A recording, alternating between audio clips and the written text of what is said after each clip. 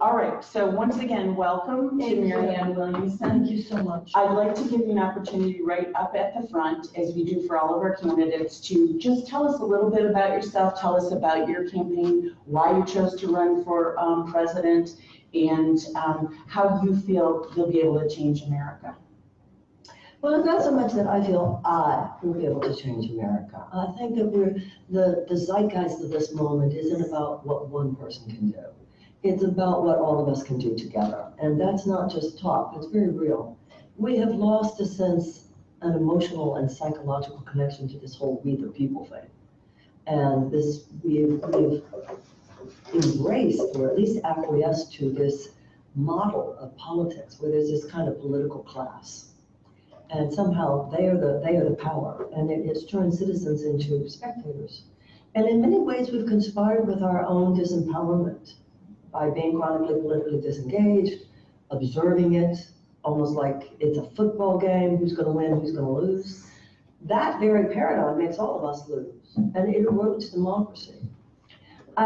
There is an emerging spirit of the times, which is true particularly at the beginning of any new century.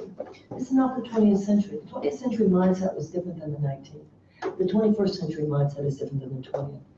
I think that the American people get this. The one corner of our culture where it seems that nobody got the memo has to do with conventional politics. And so to me, conventional politics is not the conduit that is necessary for the energies. It's not an easy fit for the energies that are the most forward-moving, genuinely progressive, and evolutionary. So is it that I can heal America? No, I don't have any of that kind of bogus narcissistic grandiosity going on in my head. But I do believe that I have a 35-year career working up close and personal with people in applying the principles in their lives in a very practical way that do cause change to happen. I'm not the change agent. Now, all a nation is a group of people. So when you talk about those principles and shifts in thinking and energy and attitude that change a person, it's the same thing that changes a country. And what I do believe I have is a deep understanding of those principles, a lot of experience in how they apply, and experience in both discerning them and articulating them in ways that create fundamental change. That's what I feel I bring to the table. And those are the issues that I feel, and the skills that I feel the most powerful president of the 21st century could and should have. Wonderful. So can you tell me a little bit about the energy that was of the 20th century versus what you feel we need to be in the 21st century? I'll be glad to. With the 20th century was dominated by two particular powers. One had to do with the beginning of industrialization. Machines meant everything. This fascination with machinery that was in industrialization was very connected, interfaces with the scientific revolution. It had to do with a great excitement and an understandable excitement. None of this is inherently bad. It was inherently progress for the human race. But it's a fascination with the material world, unlike any that had ever occurred before. Because number one, a deeper understanding of the material world through science. And number two, a deeper, more powerful way to use the power forces of the material world, as in industrialization. However, we can now, and this is true, civilizations move forward just like individuals do. Sometimes it's 2 steps backward and 1 step, 2 steps forward and 1 step backward. You realize, yeah, I was right to get so excited about that, but when I did that, I forgot about this. Yes, I was so excited about getting created into my careers, but now I see, wow, I wasn't there for my kids the way I needed to be. Life is a lot of both and. Mm-hmm. So there were, in America and in England, there were poets, writers, who were about reading and education, Whitman, Emerson, Thoreau. There were writers, there were artists whose whole philosophy had to do with, wait, we're forgetting the soul. You know, there was a painter, a Scottish painter, I think, Edward Burne-Jones, who painted these huge angels. And he said, every time they build a machine, I will paint an angel. And so what many of these philosophers and artists and writers predicted did come to pass. We become unbalanced as a human race, or some of the Western mind here, became so enamored, so mesmerized by the things of the outer world some inner powers began to wither away, began to be peripheralized. Powers of the spirit, powers of the inherent value of the human soul. And not only the value of the inner, but the power of the inner. And I believe in the 21st century, there's a far more expanded, it's a rebalancing that's seeking to go on. And it is affecting our lives individually, and we need a politics that allows it to affect our lives collectively. It's a mindset that says, you know, you can't really transform everything just by fixing everything on the outside. You can't really transform things just by addressing effect. You also have to address cause. You can't really transform everything just by making your conversation so much about the material, with almost an inherent dismissal and condescension towards things that aren't necessarily of the material world, but that are just as deeply a part of the human experience. Psychological factors, emotional factors, spiritual factors, moral factors. And that is what I'm doing with my campaign. I'm having a more integrated conversation, which I believe, and this is the irony. The conventional political class says, ooh, that's fringe. No. That's where Americans are. That's where the people of the world are. This is how people talk today. If you and I sit down and have a conversation about something not working in your life, we wouldn't just talk about the things on the outside. We would talk about relationships, the feelings, the psychological issues. That's just where people are. So it's really a conventional political conversation that keeps things only on the level of the external is increasingly fringe and increasingly obsolete. I don't find talking to so many people, even my fellow candidates, I don't think it's the people who are in politics who are the problem. I mean, they're people too. They read the same books everybody else. I mean, they go to therapy. They do everything the rest of us are doing. It's the system. Everybody feels that they're stuck within it and they have to talk a certain way. For those of us, and it's not just me, you know, there are a couple of other people who are not from the traditional, conventional political establishment. We don't dwell under those rules. It's not the way we talk. And I don't want to become one of them because I feel that conversation has brought us to where we are. It's not the conversation that's going to take us out of the ditch that conversation brought us in. Thank you. Sorry, I got distracted there for a second when it came over. How is it that your perspective and your experience over your last 35 years has informed your policies, specifically with regards to, or your positions, let's say, specifically with regards to people with disabilities, caretakers, allies, and advocates? I had a boyfriend once, early when I was in my 20s, who had lost the use of his legs in Vietnam. He had been a soldier in Vietnam. And there was nothing like personal experience to inform me about anything. And that made a deep imprint. It wasn't like I learned anything intellectually that I hadn't known. It's just that there was something I'd never been exposed to before. And I remember very well, when I first saw him, I was a student at the University of New Mexico. And I saw him across the classroom and our eyes connected. He had the most beautiful blue eyes.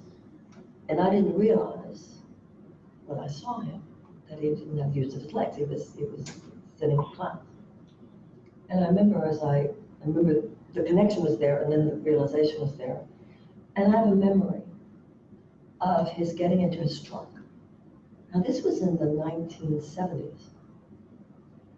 And when I saw the technology, he said, I'll take you, I remember saying something, can I take you to coffee?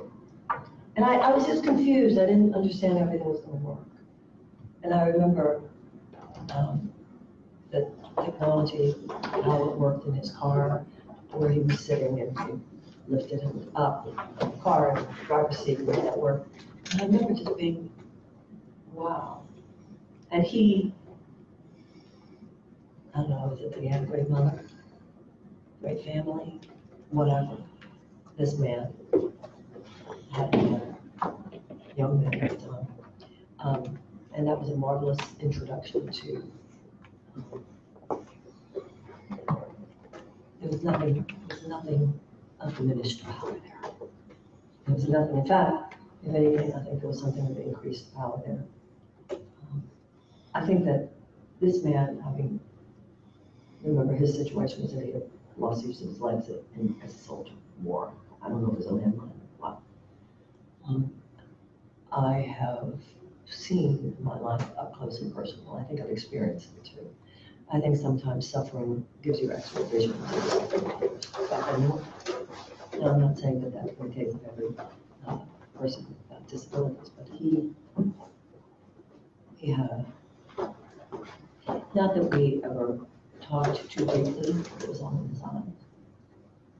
I also remember an experience, a memory that never left me. I walked into a Mexican restaurant in Houston, Texas, where I was living. And there was another room, and there was a party, some kind of party going on. And everybody at the party was in wheelchairs. And I remember standing there watching and seeing that they were having a good time. Nothing, any prejudice, stereotype, not that I would have ever been prejudiced, but any thought that I might have ever had that there was a less than. These are the experiences that simply prove, no, there's nothing less than. Different perhaps, nothing less than. And I have in my work, because my work for the last 35 years, I always sort of jokingly say people don't usually come to me because things are going well. For people who do spiritual work, you are often talking to people who, for whatever reason, are going through crises in their life. And I have had quite a bit of experience with wheelchairs, particularly when it was accidents. And that's a lot, but wheelchairs. So I've had a lot of experience. So we had a little bit of a conversation in the disability community writ large. We've been having this big conversation around language, whether you're person first, so a person with a disability, whether you're disabled, a disabled person, and there are a variety of feelings and thoughts about that within our community. Some people say, you know what, I want to embrace the fact that I'm disabled. It's fine to call me disabled. Other folks say, well, you need to recognize the person first. I'm a person with a disability. I'm not about my disability. There's concern, I think, a lot of times that people with disabilities who have had enormous challenges, because there's a variety of different disabilities, that they're used for inspiration. And so there's this thought, don't use me for inspiration. So we've got, it's not just in the disability community, but if you can speak to it, it'd be great. It's in other communities as well, disenfranchised communities, communities of minority population, where we often grapple with language that we ourselves use within our community to describe ourselves, to describe our circumstance, to describe our responses to certain things. And then what's considered outside the community and what would be appropriate for in terms of language. Can you speak a little bit to this kind of, I don't want to call it a crisis. It's more of an exploration as to how we are. I think that there is an underlying philosophical contest that lies, it defines the moment we're living in. And it is a contest between forces of exclusion and forces of inclusion. And it's a turbulent point because there's this a new spirit of inclusion. We already have it aspirationally, unity and diversity, all are equal. We have it aspirationally, but now it's coming up from the bottom of things in a whole new way. And it's profound because people who are used to, for whatever reason, historically, used to being excluded, whether they're gay, whether they're Jews, whether they're blacks, whether they're disabled, whatever. There's this thing coming up, I will not be excluded. And no, I will not be told. I was talking to a person the other day, I can't remember what it was. I don't remember what it was, but I don't remember whether it was about being gay or about being something. And I was talking about how I know from my own community of Judaism, where there was generations where your parents would teach you, just keep your head down and it keep your head down and it won't bother us. Well, no, nobody wants to keep their head down anymore. Right. You know, I don't want to keep my head down. I don't want to make myself easy to not see so as to make you uncomfortable. Mm-hmm.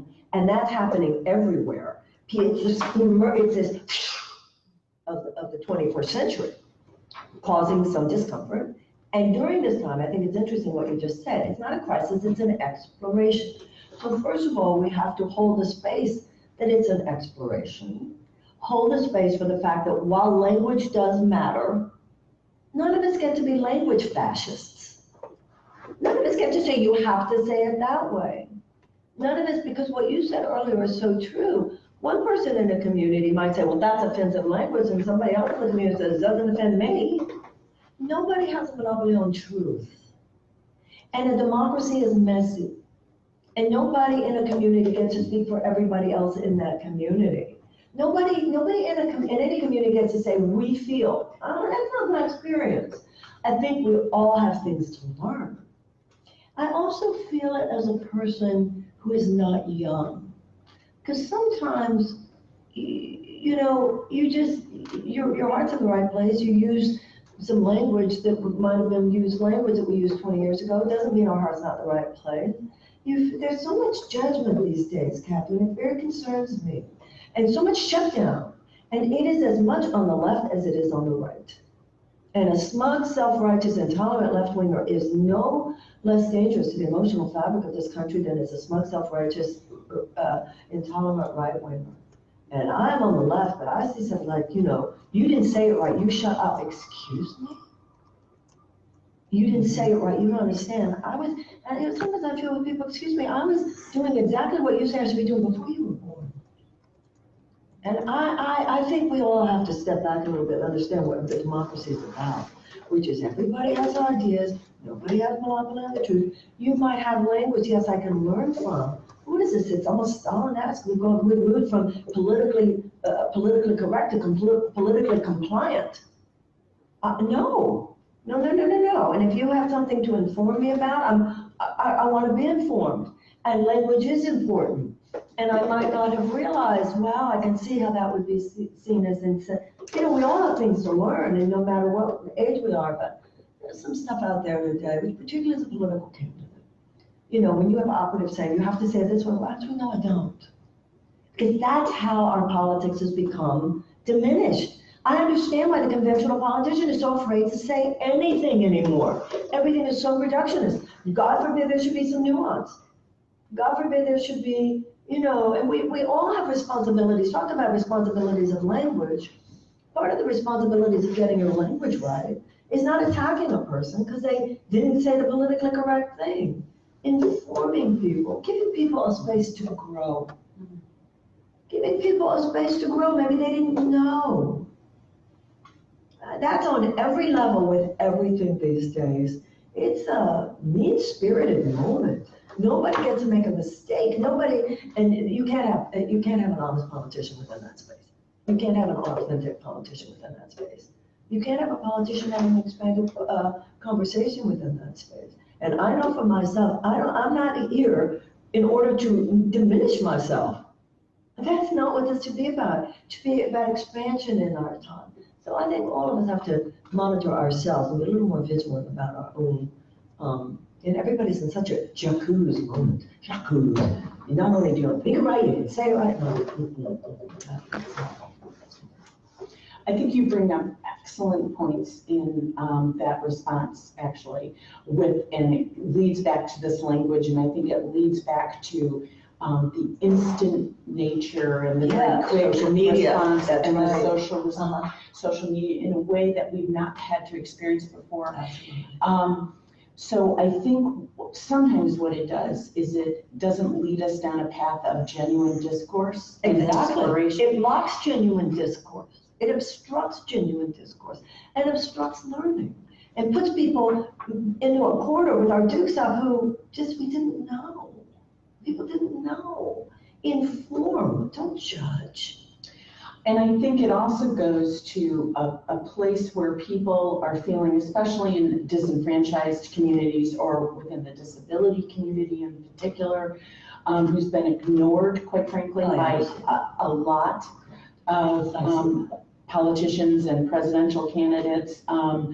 We're just seen as, invisible, really. We're not really seen, and we're not seen as a group of people that you need to court in any way, that you need to reach out to. Not you in That particular, part you is in the very larger. positive. Right. I get that, I see it, and I think it's fabulous that there's this uprising of political consciousness among that community, and that's a good thing. I'm not saying let's go back to the days of invisibility. No. And I'm saying how do we move to it as an exploration and a learning as opposed to. Right, and so I think from a change perspective, if I were to look at what's going on around language, no matter what, but in particular in the disability community, that we've been ignored for so long, that and it's almost like we want to be heard, we want to be seen, we want to be engaged, and because we're not receiving that, I think sometimes what happens is we do go out there and say, okay, we want to be seen and heard, and we're defining ourselves, and this is the language we want, this is what's meaningful, and then you add to that the quickness of Twitter and social media, and I think you've got a there's a group of people who feel empowered, there's a group of people who feel very fearful and hurt, and out of fear, we don't always make the best decisions, and we can't, but we have a group of people who have, especially in these last couple of years under the Trump administration, have been so attacked at a very fabric of our life. Yes. With that, when he did that thing, absolutely, I understand, and I also understand that as a woman.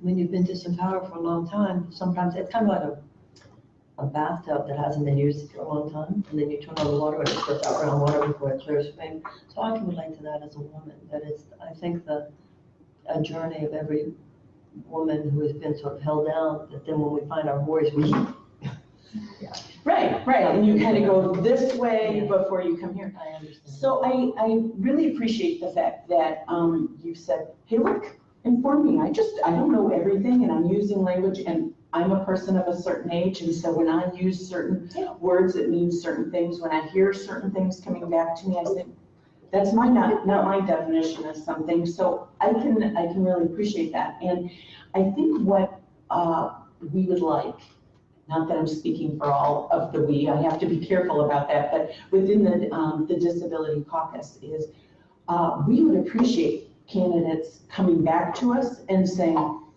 wow, I didn't realize that this language might have been interpreted a certain way. Help me understand why that's really important, which is what I think you're doing right now. Because then it gives us an opportunity to explore our own language about our own stuff and to feed it back and say, maybe we do have to have this conversation. She's listening to us. So maybe we do have to have a deeper conversation. So I think that's the ask on the other side is, okay, come back to us, engage with us and say, well, what was it that I said that was so? Well, I agree with you, I have. If I've had a conversation with a person with disabilities, and I had a conversation and they gave me certain language, right? And that language grew out of my conversation and I write it. And then another person with disabilities said, you obviously don't understand this community because you use that language. I'm like, well, wait a minute. That language came out of a conversation with people with disabilities.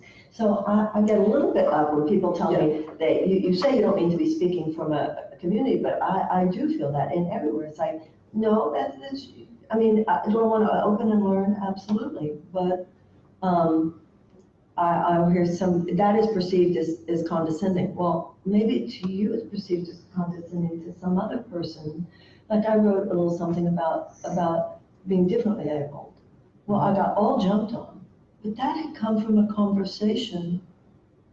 My background, and certainly I wanted, the last thing I want to do is use language that's going to get everybody out. But, I come from a background where my spiritual beliefs are such that our true identity is not our bodies. Our true identity is our spirit. And the more you are sort of mentally and emotionally trained to recognize that, there is no everything changes. You don't see the incomplete. The realm of the incomplete is just a realm of different. There's not just a theory, a reality in physics. Energy cannot be destroyed. So anytime there's a diminishment on the material plane, there's an increase on some other plane. That's beyond language. That's moral, spiritual belief. And I'm grounded in that. Now within that, I want to learn the language that's correct. But I know my spiritual grounding. But I also know, like I said, and as a writer also, it's hard. I've been writing books for decades. When I'm told, no, you don't use that sentence, it's kind of hard, Catherine. It's kind of hard for me. But yes, of course, I want to hear, I want to learn, and that's it. So to that, I just lost my, my feeling is that your background and your belief system around spirit and body inform your language and how it is that you see the world. And I think there is a conversation we need to have here with the disability community, because I don't know that it's understood really well what you mean by the fact that, you know, our bodies are one thing, but what we really are is our spirit. And because of that, some of the language that you use, people misinterpret or perhaps don't understand because they don't understand your perspective on things. And so as we're having this conversation of wanting to understand the disability community and their defensiveness and frustration over language and your frustration over, you know, I feel like I'm... Well, you sound like the perfect broker, so help us here. And also, I would like to mention that if anyone was listening, goes to my issues page. That was my next. Disability, it's a section under my issues page called Disability Justice. And would love to hear feedback. It was very carefully prepared in conversation with people within the disability community. But I am very open to feedback, places where, whether it's language or policy, would love to hear from people. So when we're talking, as it's not an attack on my intentions.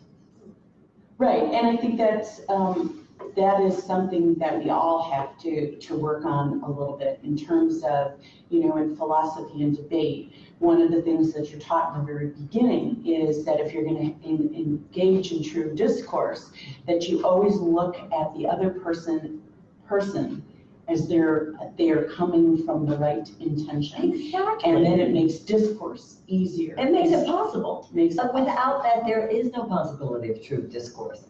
Everybody's attacking and shutting down everybody. Right.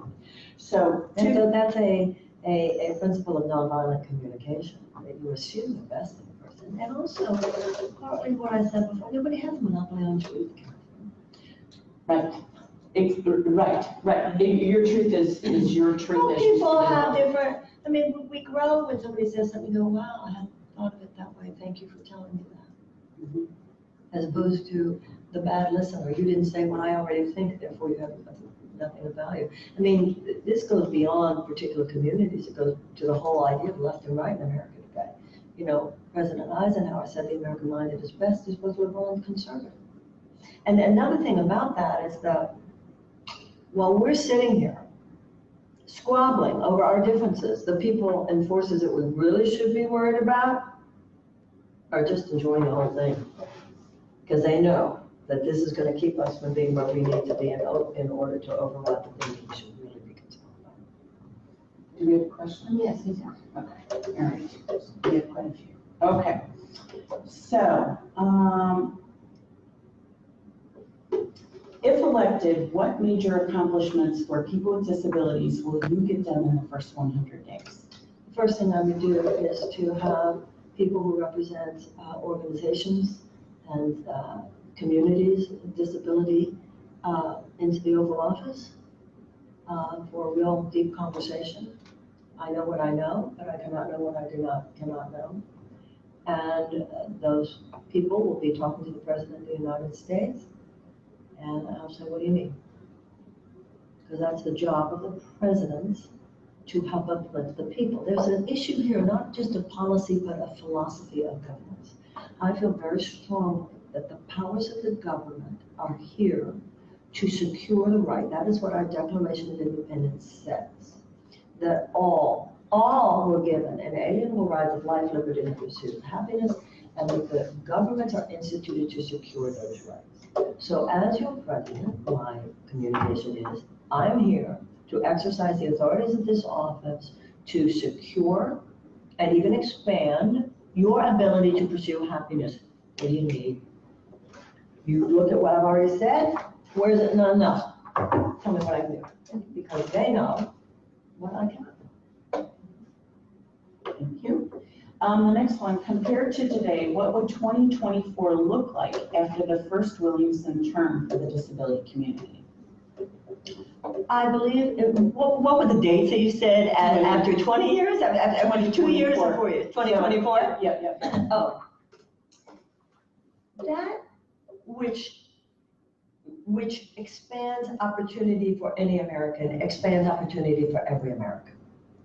As I said before, the main thing going on at the deepest level is not about any one particular community. It's not about disabilities, gay, Black, or any other particular minority, Native American. It's about an opening of the eyes to the broader landscape of humanity. Now, it begins with the kind of WASP thing. You don't have to be white, you don't have to be Anglo-Saxon, you don't have to be Protestant. We're a lot of religions, we're a lot of colors. But it expands to the whole notion of who has been invisible. So I believe that the consciousness of the president affects the country. We see that now in a very negative way. It affects the ethers. And I believe that with me as president, we will have someone who's, I think subconsciously everybody knows everything. It's in what you say, it's in your conversations, it's in what you do. People with disabilities need to be part of my cabinet or my government. There's a person with disabilities who's part of my campaign already. It's what you demonstrate. When you look at this president's cabinet, it's just like you think it was the 1950s. There's what, 85, 90% white men? This is not America. So the main thing is that you will, but it can't be just cosmetic either. Because I think sometimes, particularly with Democrats, it's all like, we have this person, it's like almost like shuffling. I don't like that either. It's people who actually represent not just a different color, a different religion, disability, a different consciousness about things that is then imprinted into policy, because people from a particular community recognize problems that people outside that community, maybe they've gotten away with not caring about, or honestly haven't recognized. I would be a president who, when someone with disabilities comes to me and says, that really needs to be different. There might be times when I just hadn't realized. There might be times when, my bad, I should have realized it. And that's why that person will be in government. That's why, so people need to be included, not just for the photo op, but for the things that they know based on their experience that others cannot possibly know. And they need to be part of the way we operate as a nation. We will have a president who gets that. Thank you. Nick, do we have any questions on the phone? We have nobody who's raised their hands. Okay, if anybody who is on the call would like to ask a question, I'm reading from questions that were submitted ahead of time. Please just press any number, 1 through 5 on your phone, and then Nick will let me know. I'm going to continue with the pre-selected questions, those that have been sent to me ahead of time, but we want to include those voices on the phone as well. If you need to type in a response, please use the Maestro chat box to do that, because we're also monitoring that. Yes, Nick? Rebecca Morrison does have a question. Okay, Rebecca Morrison. Mm-hmm. Okay, go ahead. Oh, give me just 1 second to unmute her. Okay, we're going to unmute your mic. There you go. There you go. Go ahead. Go ahead, Rebecca.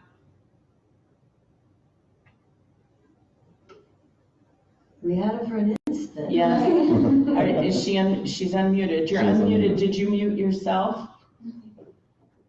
No, can you hear me now? Yes, we can. Okay. What changes would you make to Medicare and Medicaid in order to provide better services to people with disabilities?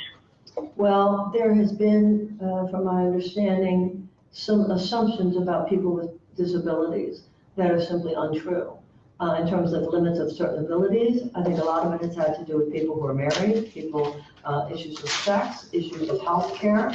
There's a limit to the recognition in current policy, not only of the needs, but of the rights of people with disabilities. I recognize those. There has been an assumption about people living not independently, which is incorrect. There's been a limit to a realization that people who want to get married have sometimes less ability to get certain financial aid, et cetera, because there's just been the assumption that they weren't.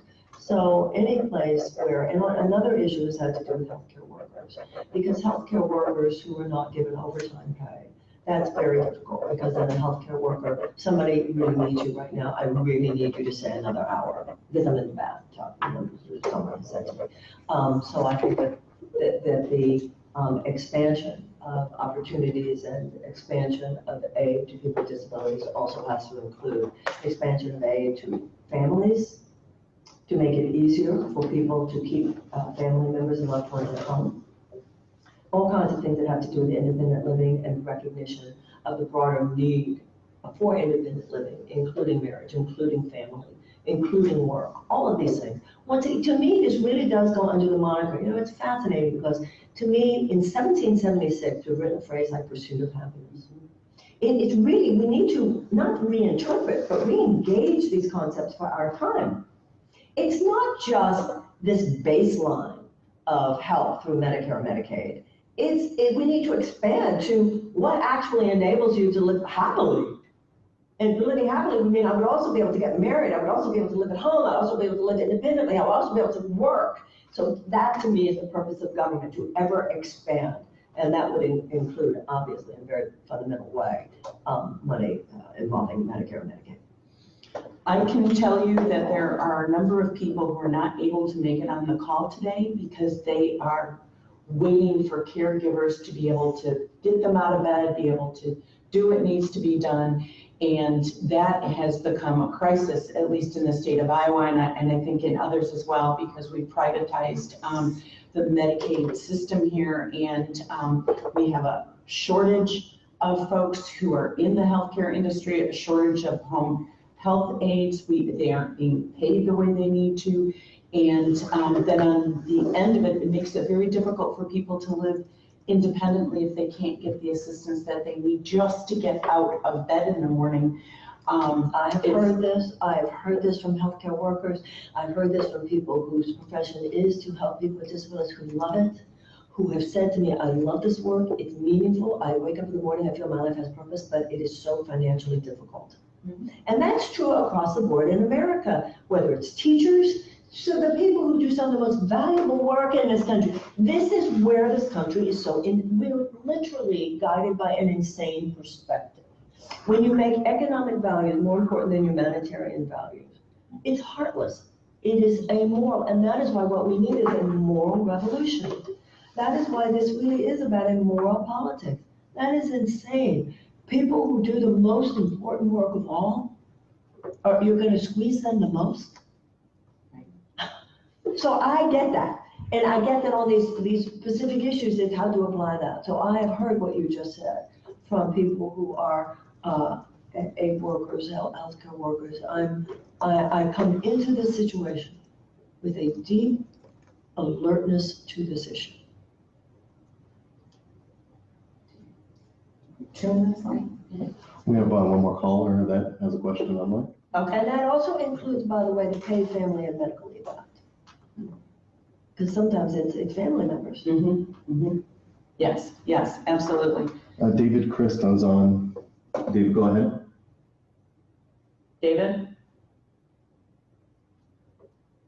He's unmuted. It's on his end. You're unmuted. I'm unmuted. Yes, yep, now we can. Hi, Marianne. Hi. I've always appreciated how you bring a very different perspective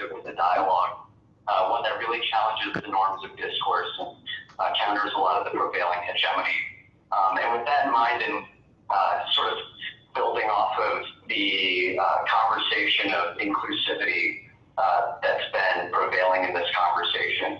I'd like to ask a question that's very important to me, but that no other candidates have really even touched on. That is, if you were to become president, will the peace of love that you talk about be extended to the farm animals that are currently enslaved and murdered in our agricultural system? You know, partly because I have lived in California as long as I have, I've been made aware, I've never lived anywhere where there is such a passion around the rights of animals and compassion towards animals. I've had some people say that the fact that I'm not vegan is a problem for them, and on a philosophical level, I certainly understand the point. I do agree that compassion towards animals is a very, very important part of the moral furtherance of our time. Factory farming is a huge issue. Not only is it a huge issue on a moral level, but it's a huge issue even on a health level.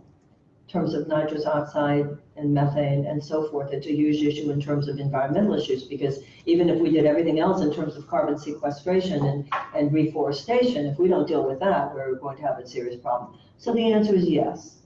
The answer is yes. Thank you. What are your thoughts on the false narrative of tying mental illness to gun violence? I think, you know, the English language, as profound and beautiful as it is in many ways, is not as nuanced as some languages. So, for instance, if we were speaking German, we have one phrase, mental illness. Whereas there's some languages, and I think some societies which would allow, everybody's so afraid right now to say a word, lest it be a word. We have one phrase, 2 words, mental illness, when we should be having a much more expanded conversation. So what happened, as I understand it, the President Obama, had created a situation where people who had been convicted of behavior, violent behavior tied to some level of mental condition, these people had been forbidden from owning a gun, from buying a gun. When the President Trump took over, became president, one of his first, if not his first official act, I remember it was within days, was to overturn that ban, which to many people reeked. I mean, this is not just too many people, it's obviously reeked of NRA influence on the new administration. I do not believe that President Obama was wrong on this. I believe President Obama was right on this. But the situation then became, in a way that has validity as well. Wait a minute, what are you saying? Because where's going to be the line? Where's going to be the line? So to me, it's not so much about a false narrative as it is about a narrative that must be nuanced and that we must discuss. If you're talking about someone whose criminally violent behavior has been tied, particularly in a court of law, to a mental condition, I'm sorry, I don't think that's a false narrative to say that person should not be able to buy a gun. But then if you're talking about anybody who's been treated for any kind of a mental condition should not be able to buy a gun, then, oh, no, we have to be very careful here. But it's kind of an example where the narrowness of our conversation is keeping us from the depth of conversation that we need to be having. That's what Okay. Would you advocate for federal oversight of states that allow for privatization of Medicare, such as Iowa? No. Medicare should not be privatized. It should not be allowed. It simply should not be allowed. Right now, we're dealing with the Inspector General, looking over what's going on here in Iowa. This is all part of this same amoral system. It's an economic system that has corrupted our government. It began as an amoral system. It has immoral consequences. It is all about putting short-term profit maximization for corporations above and before the needs of people. American government is not instituted to serve corporations. It's here to serve people. So for me, just like prison should not be privatized, Medicaid should not be privatized. That should not even be possible. And any of us with a particular perspective would have told you what was going to happen. What are your thoughts regarding expanding mental health services in schools for kindergarten through college due to the surge in suicide among young people? I'm all for it. However, I would like that to be non-pharmaceutically based help, except in the case of diagnosed bipolar, schizophrenia, things like that, around which there is absolutely no question we're talking mental illness. I do not want schools dispensing pharmaceuticals to second graders. I don't want it. And I know, and I don't understand why. Especially after we know the opioid crisis. Attorney generals in something like 47 states indicting pharmaceutical executives for what we now know was predatory practices, greedy practices, over manufacturing, over prescription, over marketing of painkillers. I think it's naive to think that in every other area that we're to assume there are paragons of pure intent and concern for the common good. No, I don't want us giving pharmaceuticals to a first grader. Okay. We could start with some healthy food. And that leads me to another concern or question around there. We know that there are many children who go to school every day and they are coming from homes where that they are food challenged, that they are home insecure. What do we do in our K through college, K through high school to ensure that children are getting healthy meals? Because sometimes the schools are the only place that they can rely on getting that. And in the summertime, You've got 5 years before K. Right? We have a Yes. crisis in this country that starts at birth. We have a crisis in this country that starts with a relatively high level of infant mortality and maternal mortality. First thing we do, and this is why I feel that as a Democrat, we have some things to talk about here too. You heard me last night speak about moral politics. We have millions of chronically traumatized children. We have children in America who are traumatized before preschool. It's not like they come into decay and they didn't have a life. Those first 8 years of life are everything. So that's why I have, as part of my campaign, in the U.S. Department of Children and Youth. It goes beyond just what happens in school, because it starts before what happens in school, and a lot of it has to do with what happens after school ends every day. We have 13 million children, some people say it's as high as 15 million, who are food insecure in the richest country in the world. The last time we had a president talk about a war on poverty was Lyndon Johnson. And with the way politics plays out today, it would be considered foolish. This is why I'm not part of that game. I don't think the role of a leader is to say what you're supposed to say. It's to say what needs to be said. We should not have poverty in America. In America, the richest country in the world, we should not have 43 million people who are food insecure, 13 to 15 million children. We have a president, however, who with the latest budget proposal, this latest proposal will cut SNAP to 500,000 children. So this is a humanitarian crisis. And the fact that there is such societal talk, you want to talk about invisible? You want to talk about invisible? I'll tell you who's invisible in this country are millions of chronically traumatized children whose despair has simply been normalized. The two parts of our population which are treated with the greatest societal neglect are the very young and the very old.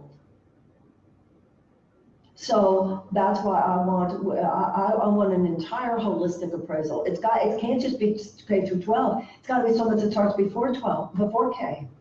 And of course, intersectionality is the term often used here today, of everything connects to everything. So the fact that you have 40% of all Americans who live with chronic economic anxiety and tension, they have children. And they have, in some cases, not the means to be there for the children. Some cases, just not the bandwidth, because having to work 2 and 3 jobs. So this is huge. I don't know if you ever saw the movie it was a Michael Moore movie, Where Do We Invade Next?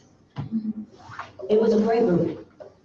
And it was, the title is odd because it sounds like something military. It's not, it's mainly about education. And when I saw that scene of how children in French public schools eat every day,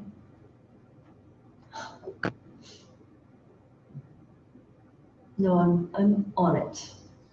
I'm on it. How would you overcome congressional resistance to change? To Well, moving my us part forward? in all this is the American people. Once you have an awakening, the problem is the American people who have acquiesced to any of this.